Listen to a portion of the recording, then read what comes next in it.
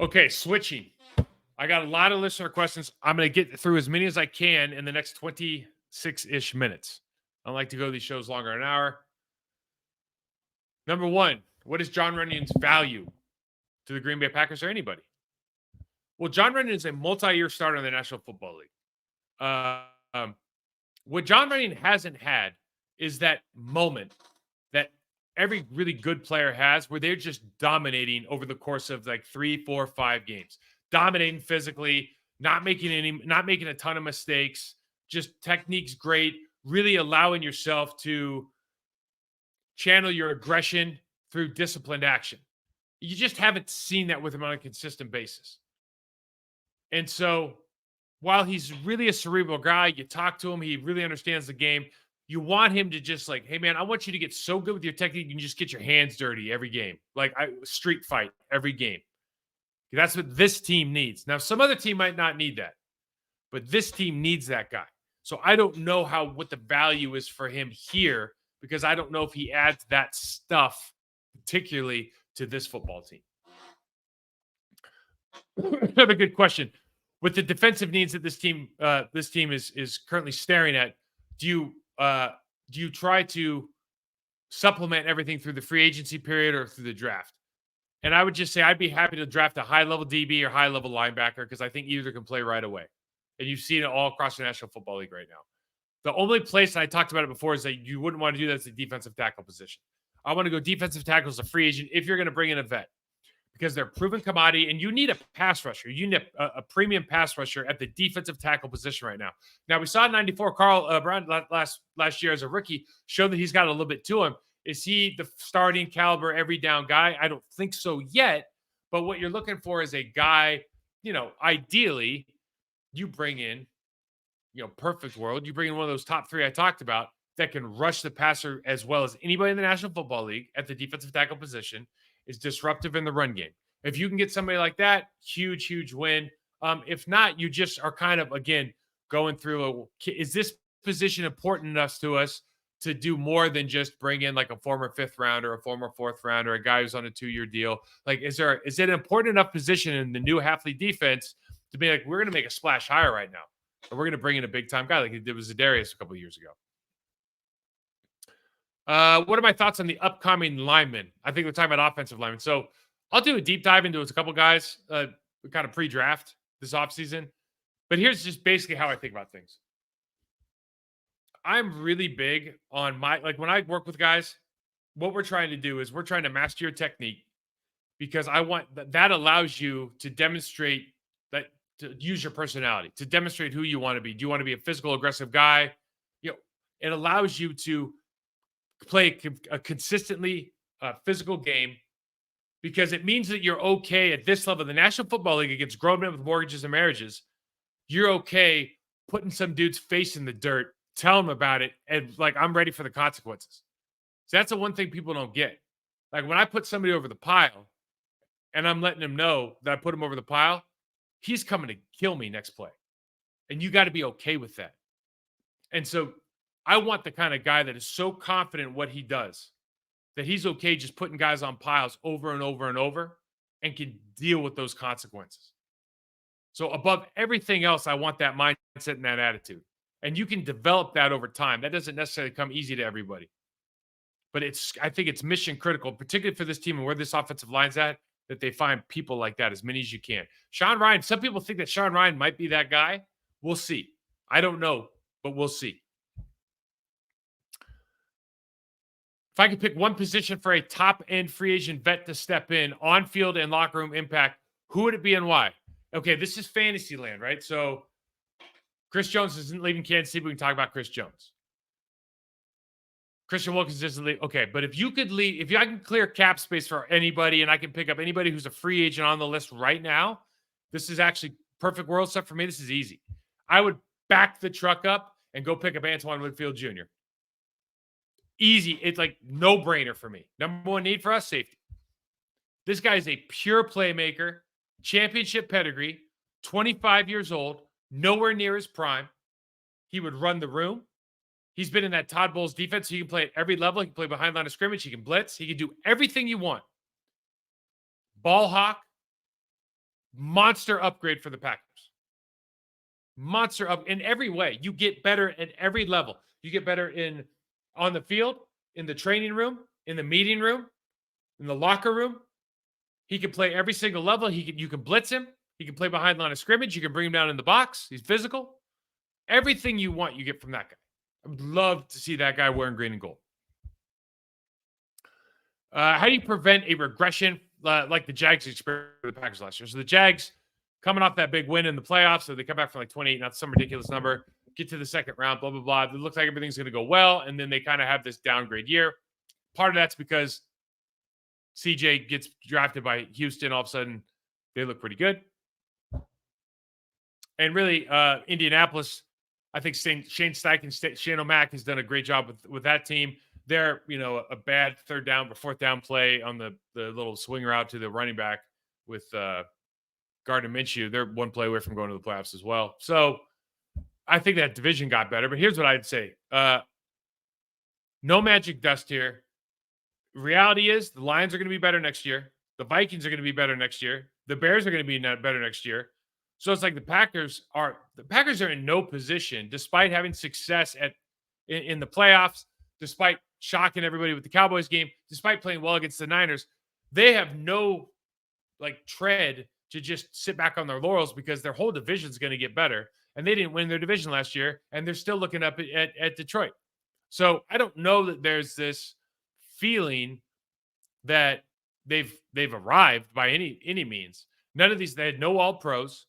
They had Keyshawn, but on offense, they have that kind of nobody that's commanding any kind of really nationwide respect. My key to this stuff generally is you have to provide extremely high expectations at the individual level for the guys in your locker room. And then you have to provide a framework and a path for them to get there, and then give them enough leeway to figure a lot of the stuff out themselves so they can take ownership of their own stuff, right? What we try to do sometimes is just cookie cutter.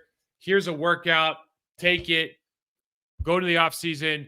We want you to maintain, maybe get a little bit stronger. They don't set high expectations. The bar is so low, right? A lot of coaches don't care about the weight room, all that stuff. So,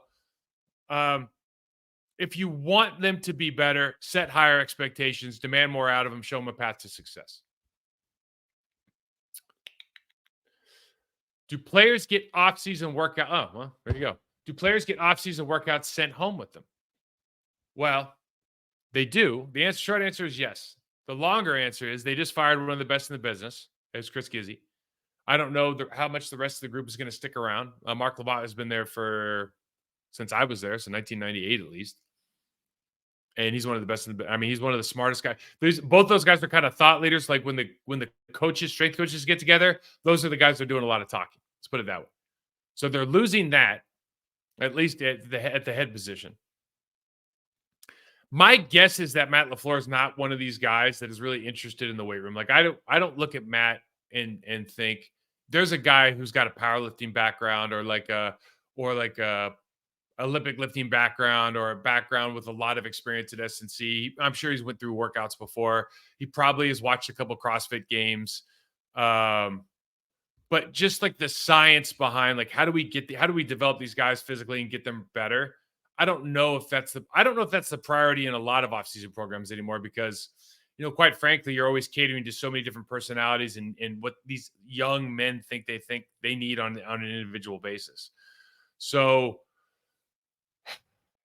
regardless, in my experience, and I've been in multiple buildings on both sides of the football, regardless of how good your strength staff is, the best places for athletes to develop in the offseason are usually not in the building because you can go find people that will cater specifically to what you need, whether it's, speed work, whether it's technical work, whether it's strength conditioning, whether it's headspace, whether it's recovery. You're going to find kind of best practice somewhere else because that best practice is going to tailor directly to you and not to your, the linebacker room or the defense or the entire team.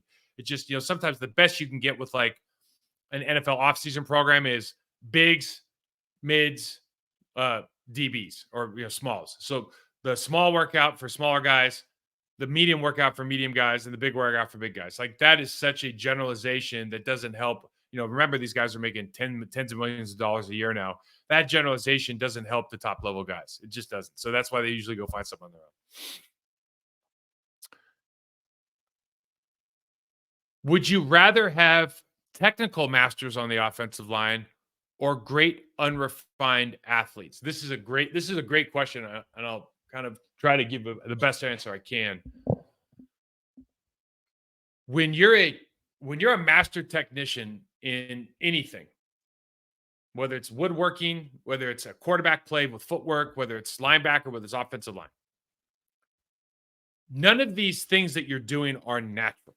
Now, you may look natural, but the hours that it took, the years that it took to perfect your craft. And some guys, things come easier to others, some people than others. But I'm just telling you as fans, when you get to the elite level, and you're talking about, the difference is percentage points between, bench, starter, all pro, Hall of Fame. It's like just little percentage points. The amount of work you put in, it's like the point of diminishing returns that everybody else looks at. Guys, those elite guys, we all look at it like, oh, that's my chance to get a little bit better than the guy, who's just a second team player, first team player, not a star.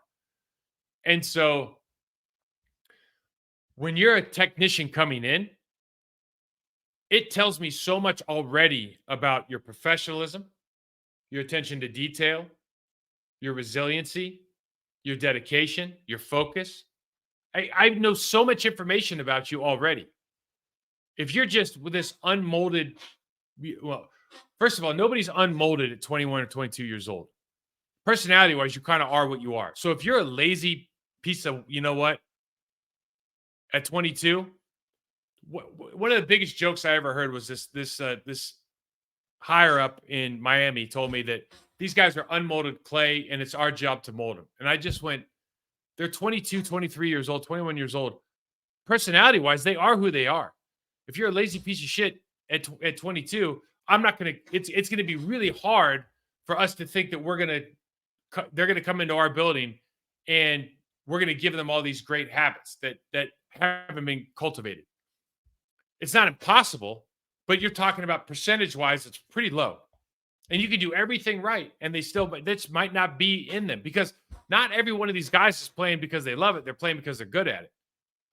And so when you get an unrefined athlete that is, you go, man, he just jumps off the charts in the combine stuff, but he has poor technique. He forgets a lot of plays.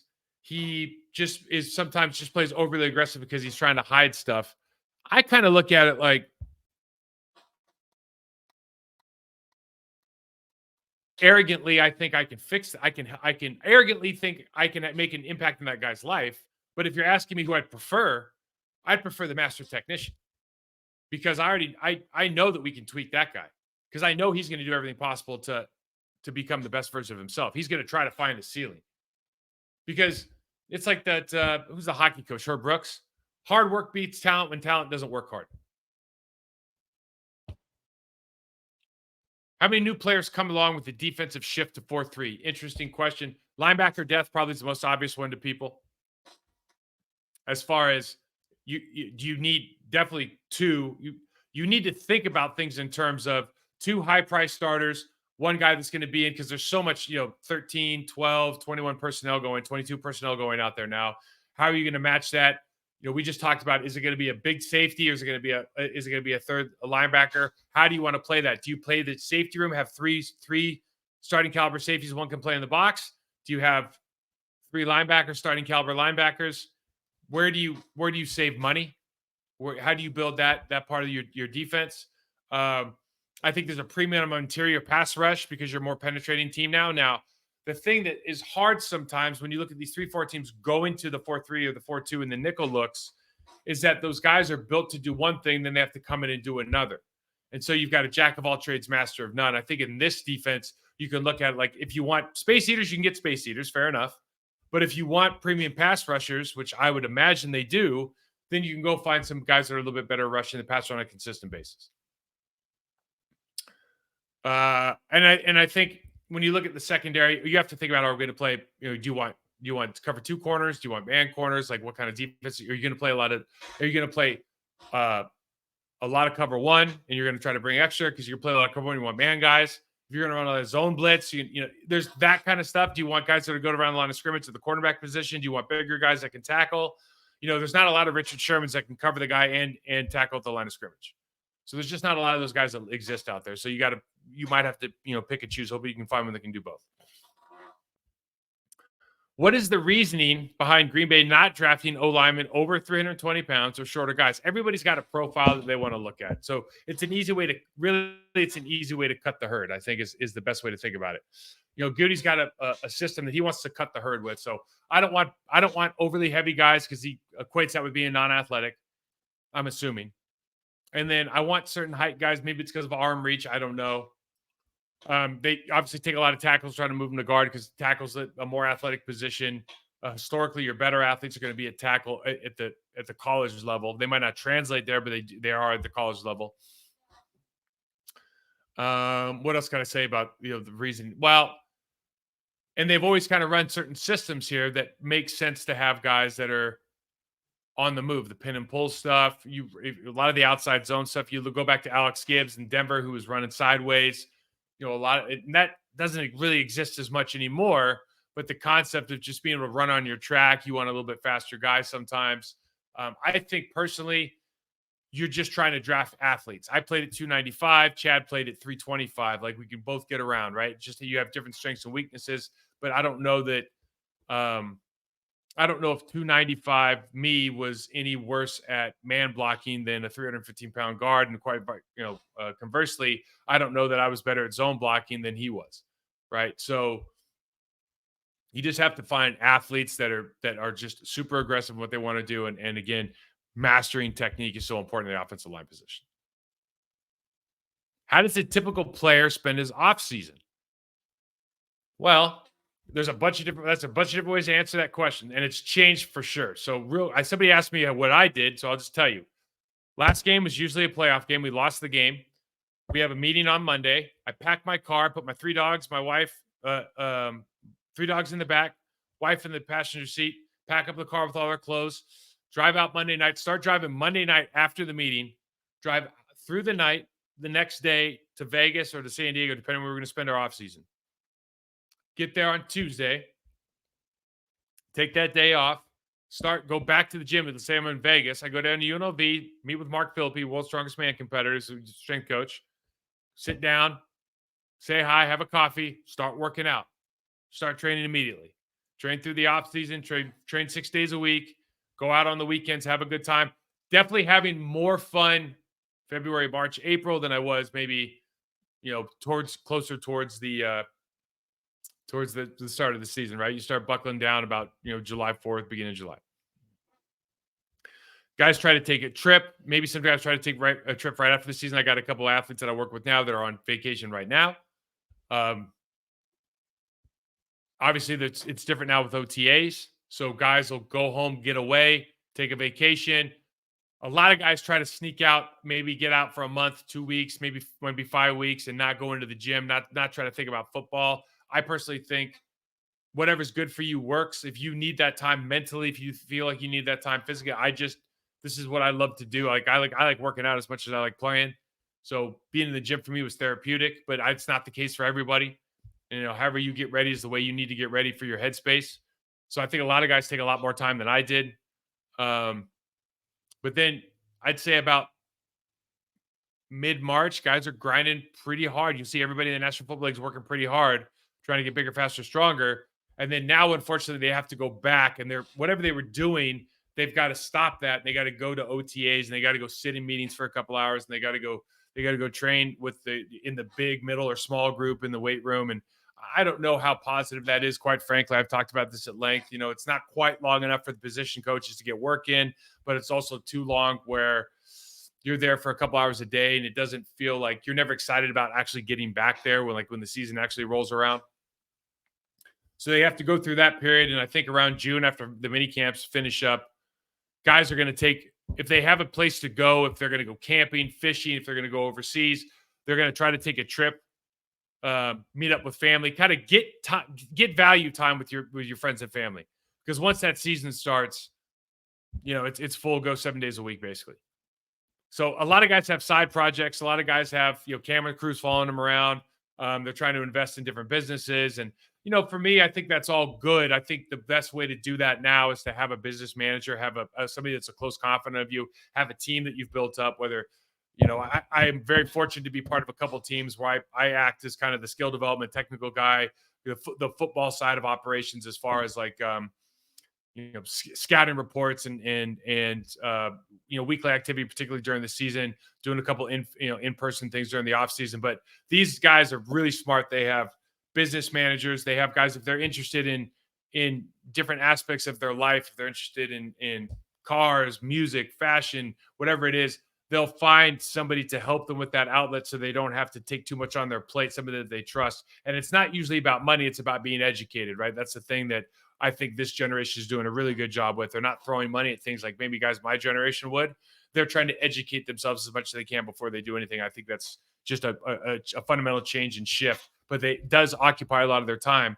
Remember, even if I work out hard, man, I'm only there for 5 hours. If I go twice a day, it's probably only for 5 hours total. So there's still, I don't know, 8 hours of uptime. You still got to find something to do with the rest of your day. However you want to spend that, whether you want to spend it with family, you read books, you want to be an author, you want to make a movie, whatever it is, that's kind of up to you, as long as it doesn't interfere with your main job, which is making millions of dollars from being the best version of yourself possible on Sundays during the fall and winter.